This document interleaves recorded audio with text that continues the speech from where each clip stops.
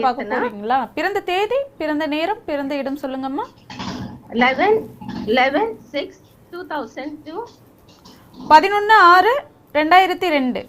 2002. பிறந்த நேரம் 7:15 PM. 7:15 PM.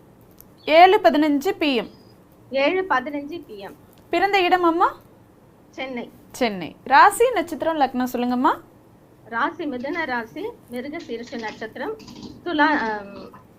துலாம் லக்னமா? தனுசு லக்னம். தனுசு லக்னம். மிதுன ராசி, மிருக சீரிட நட்சத்திரம், தனுசு லக்னம். தனுசு லக்னம். செவ்வாய் வாழ்த்துக்கள்மா. நல்லா இருப்பீங்கம்மா, ரொம்ப நல்லா இருப்பீங்கம்மா. தீர்க்க சுமங்கலியா தீர்க்க ஆயுளோட நல்லா இருப்பீங்கம்மா.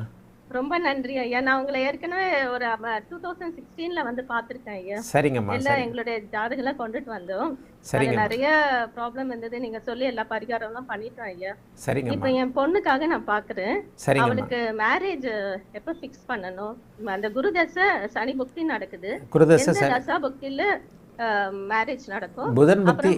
ஜாப் ட்ரை பண்ணிட்டு இருக்கா. அவளுக்கு ஜாப் கிடைக்குமா? அவ மேற்கொண்டு என்ன படிப்பு படிக்கணும்? அப்புறம் வந்து சனி புக்தி எப்படி, சனி தசை எப்படி இருக்கு சார்? சனி தசை அப்படி ஒன்றும் பெரிய கெடுபலன்களை செய்யாதம்மா. சனி வந்து சுக்கரனுடைய வீட்டில் தான் இருக்கிறாரு.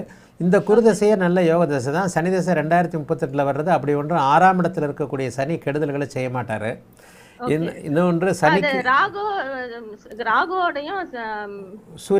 சூரியனோடையும் சேர்ந்திருக்காரு. ராகுவோட ஒரே டிகிரியில் சேர்ந்திருக்கிறார். பின்னாடி ஏதாவது ப்ராப்ளம் இருக்குமா? இல்லைம்மா. ராகுவோட வந்து ஒரே டிகிரியில் சேர்ந்திருக்கிறாரு.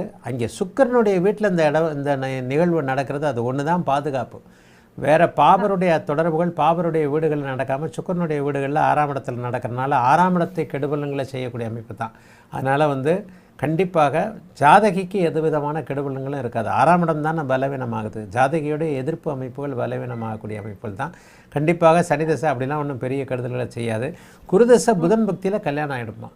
குருதசை எப்போ, எந்த புக்தியில் சாமி? புதன் புக்தியில் தான்மா கல்யாணம். 2026ல் 24 வயசில் தான். இப்போல்லாம் இல்லை, ஒரு வருஷம் பொறுங்க. குருதசை ஏன்னா இப்போ 7 குடையவர் 6ல் மறைகிறாரு, சுக்கிரன் 8ல் மறைகிறாரு. இந்த மாதிரியான அமைப்புகள் 7ஆம் இடத்துல மங்கள யோகம், சந்திர யோகம் எல்லாம், குருச்சந்திர யோகம் இருக்குது, குருமங்கல யோகம் இருக்குது, சந்திரமங்கல யோகம் இருக்குது. இந்த மங்கள யோகம் 7ஆம் இடத்துல இருக்குது.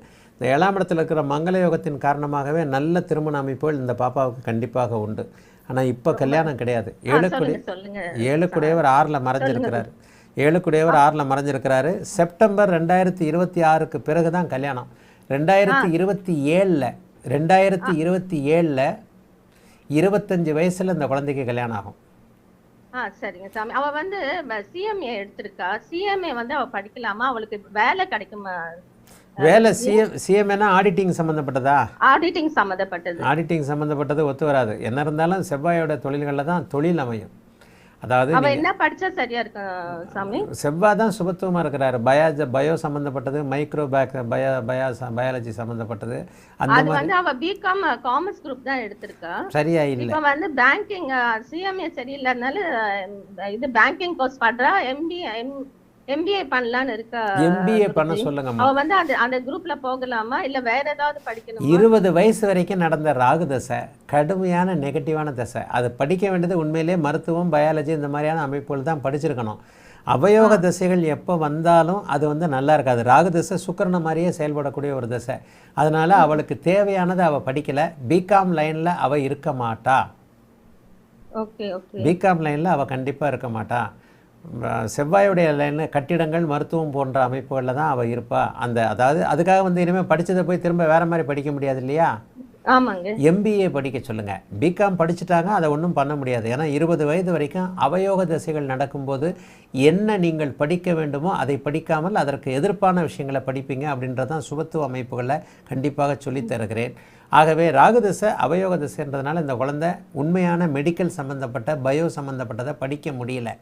ஆனால் இதற்கடுத்து வரக்கூடியது எம்பிஏ மாதிரியான அமைப்புகளில் வந்து இன்சூரன்ஸு, மெடிக்கல், இந்த மாதிரியான கட்டிடங்கள் துறை, இந்த மாதிரியான அமைப்புகளில் வேலைக்கு போகாமல் எம்பிஏ படிக்க வைங்க குழந்தைய. 25 வயசில் 2027 ஜனவரி மாதத்திற்கு பிறகு எந்த நேரத்துலையும் திருமணமாகும். வாழ்த்துக்கள்மா, நல்லா இருப்பீங்கம்மா. அழைத்ததற்கு நன்றி அம்மா. வணக்கம்.